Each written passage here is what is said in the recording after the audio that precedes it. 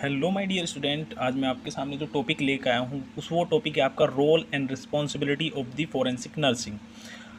अब हम यहाँ जो बेसिकली ये पढ़ेंगे कि क्या क्या रोल हैं आपके फोरेंसिक नर्स के और क्या क्या जिम्मेदारियाँ हैं एक फोरेंसिक नर्स की। तो शुरू करते हैं बिना देरी करते हुए।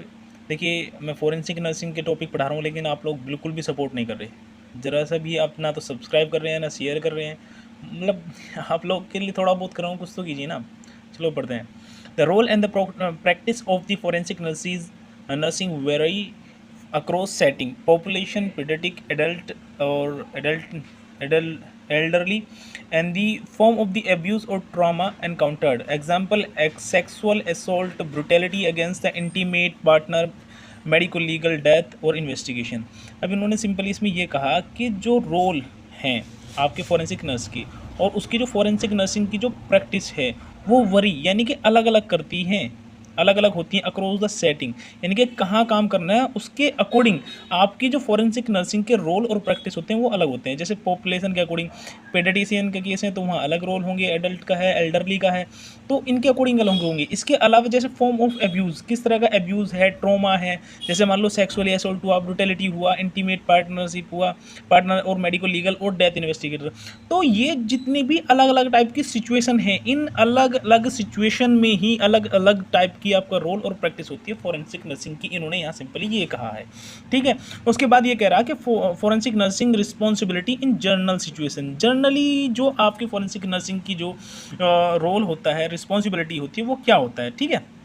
अब देखिए, इसमें एक ये डायग्राम बना रखा है।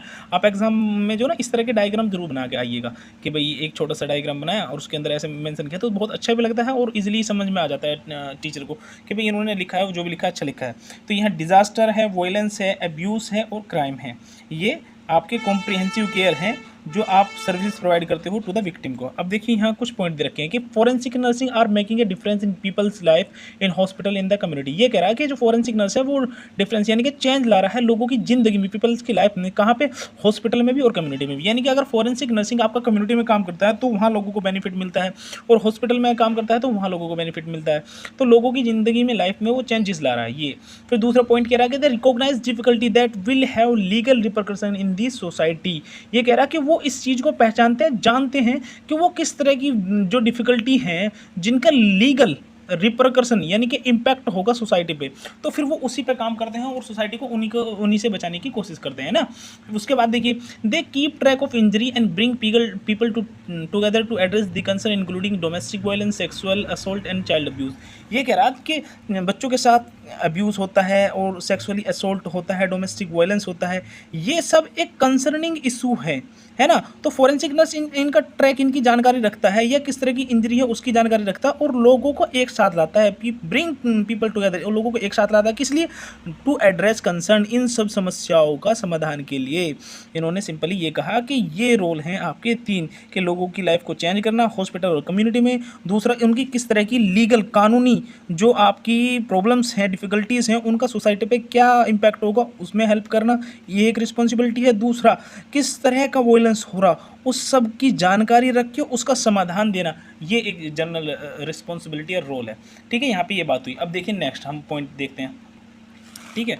ये देखिए सर, ये आपके कुछ और पॉइंट हैं, ठीक है। इसमें देखिए क्या कहा गया है।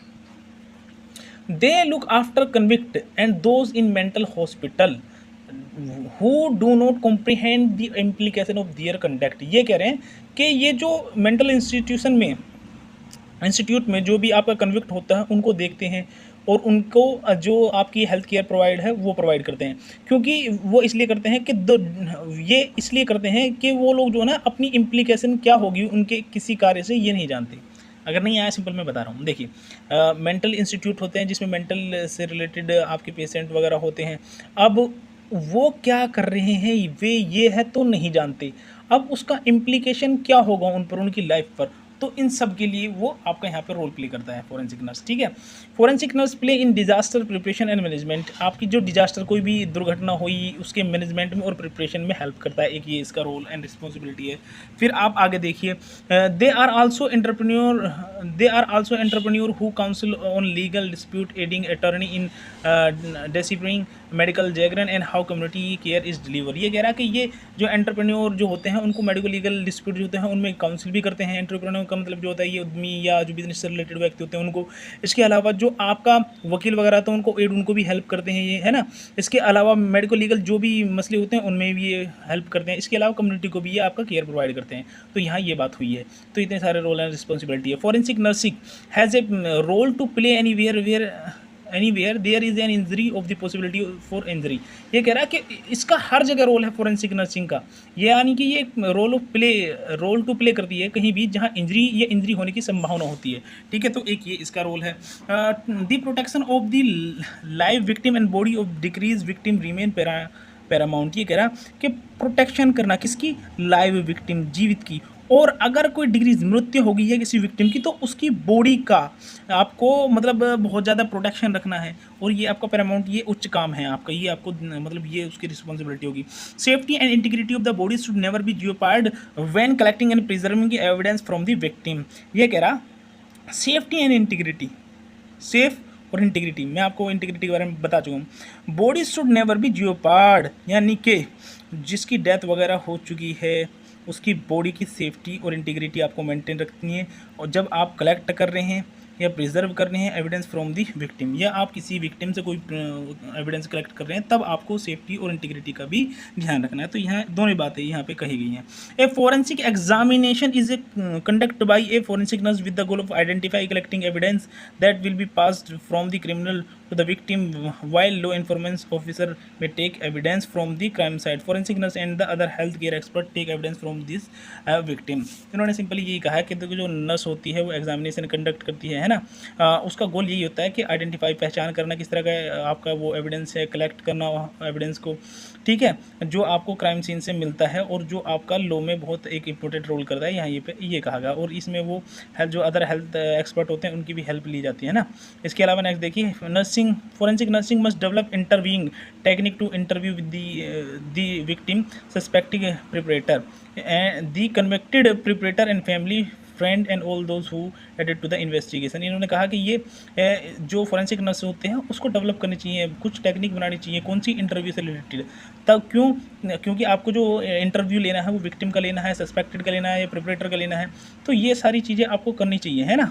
और ये सब फैमिली फ्रेंड्स उन सब के लिए होता है जो इन्वेस्टिगेट में आपका कोई क्लू आपको दे सकते हैं। Evidence must be gathered in a systematic and throughout manner it should be. आपको एविडेंस आपको कलेक्ट करना है ना, वो एक गैदर इकट्ठा करना, वो सिस्टमेटिक होना चाहिए। और जो आपको ट्रेनिंग में जो मैनर और ये सिस्टमेटिक जो आपको एक ट्रेनिंग दी जाती है कि किस तरीके से आपको कोई एविडेंस कलेक्ट करना, उसके थ्रू करना है, ठीक है।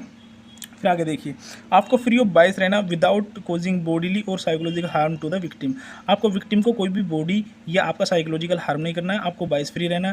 Through out examination of the entire body is required for the identification and collection of the evidence. आपको जो ना एग्जामिनेशन करना है एंटायर बॉडी का, किस लिए, क्योंकि आपको जरूरत है आइडेंटिफिकेशन एंड कलेक्शन की, आपको एविडेंस की, ठीक है। Throughout the documentation is necessitates the identification of every evidence as well as the preserving technique and retention period. Okay sir, फिर नेक्स्ट चलते हैं। और अब आपको एविडेंस कौन कौन से वो करने पड़ सकते हैं ना, ये देख लीजिए। ऑल क्लोथ कर सकते हैं, ज्वेलरी कर सकते हैं, आइटम जो पॉकेट में हो, dirt, physical evidence, live pen, chips है, सीमेंट्स है, इंसेक्ट्स है, प्लांट्स हैं, ड्राइड हैं एंड फ्रेश ब्लड जैसे बायोलॉजिकल एविडेंस हैं। तो ये किस तरह के एविडेंस आपको लेने हैं यहाँ ये बताएगा। फिर उसके बाद देखिए सर और क्या बताया गया यहाँ पे कि फोरेंसिक नर्स में help in the designing evidence based policy and process for evidence identification, collecting and preserving as well as the photographic recording. ये कह रहा कि ये जो है नर्स को जो ना इस तरह के पॉलिसीज़ डिज़ाइन करनी चाहिए ताकि जो ना प्रॉपरली किसी का जो एविडेंस है उसका आइडेंटिफिकेशन करना हो सके, कलेक्ट हो सके, प्रॉपर प्रिजर्व हो सकते, और फोटोग्राफी और रिकॉर्डिंग इस तरह का आप पूरा वो प्रोसेस कर सकें, है ना। The forensic nursing is capable of the developing and implementing forensic nursing and forensic science methodology for the orientation and continuing education program for the workforce। इन्होंने कहा कि इसको फोरेंसिक नर्स इतनी कैपेबल होनी चाहिए कि उसको डेवलप करनी चाहिए और इम्प्लीमेंट करनी चाहिए फोरेंसिक नर्सिंग और फोरेंसिक साइंस की मेथड को, किसमें कि आप जो फॉर ओरिएंटेशन के लिए और इसके अलावा कंटिन्यू एजुकेशन के लिए, है ना। तो ये यहाँ पे इसके कहा गया कि ये भी जिम्मेदारी है आपकी, रिस्पॉन्सिबिलिटी है यहाँ पे। फोरेंसिक नर्सिंग में also serve as a risk management administration consultant. Risk management में भी ये आपका बहुत बड़ा रोल प्ले करती है और कंसल्ट वगैरह प्रोवाइड करती है जो फोरेंसिक नर्स होती है ना। तो ये इन स्कूल सेटिंग में इसकी क्या रिस्पॉन्सिबिलिटी है, यानी कि स्कूल वगैरह में forensic nurse is able to detect the child at the risk for the abuse और नेगलेक्ट। अगर स्कूल में किसी बच्चे के साथ कोई एब्यूज़ हो रहा है या नेगलेक्ट हो रही है, उसको नकारा जा रहा है, उसको बार बार मतलब एक इंफीरियर कॉम्प्लेक्स उसको शो किया जा रहा है, तो फिर वहाँ पे ये काम करता है। In law enforcement setting the forensic nursing is able to provide direct evaluation and care for the victim of violence and at the same time is able to collect evidence and provide referrals.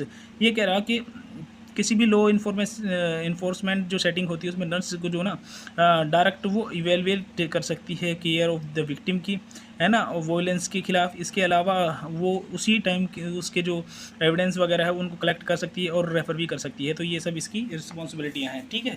फिर आगे देखिए, इन ए home care situation, अगर home care situation है तो वहाँ उसकी क्या responsibility है।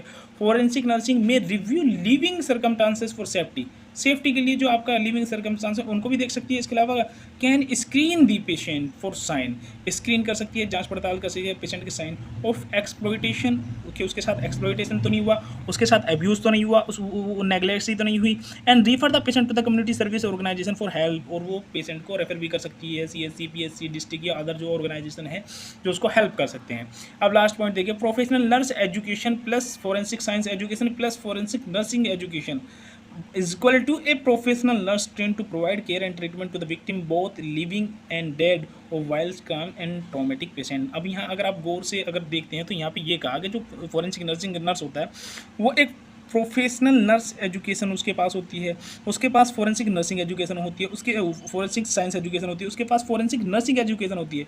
तो ये सब मिलने के बाद एक जो नर्स होता है प्रोफेशनली ट्रेंड होता है। वो किस लिए ट्रेंड किया गया है, उसको ट्रेनिंग दी गई है ताकि वो प्रोवाइड कर सके केयर ट्रीटमेंट किसके लिए, विक्टिम के लिए, बोथ लिविंग एंड डेड, यानी कि लिविंग को भी और डेड को भी, of violence crime and traumatic event, जिसके साथ क्राइम हुआ, वायलेंस हुआ या किसी को कोई ट्रॉमेटिक इवेंट हुआ हो, तो इन सब के लिए। कहने का मतलब ये रिस्पॉन्सिबिलिटी हैं, आप इनको जान लीजिए। अब यहाँ आपको स्कूल की रिस्पॉन्सिबिलिटी के बारे में बताया गया है, आपको कम्युनिटी की रिस्पॉन्सिबिलिटी, होम की रिस्पॉन्सिबिलिटी, प्रोफेशनल क्या रिस्पॉन्सिबिलिटी है, इसके अलावा जो आपकी जनरल रिस्पॉन्सिबिलिटी है वो बताई गई है आपको। तो आज का हमारा टॉपिक यहीं पे था। थैंक यू, धन्यवाद।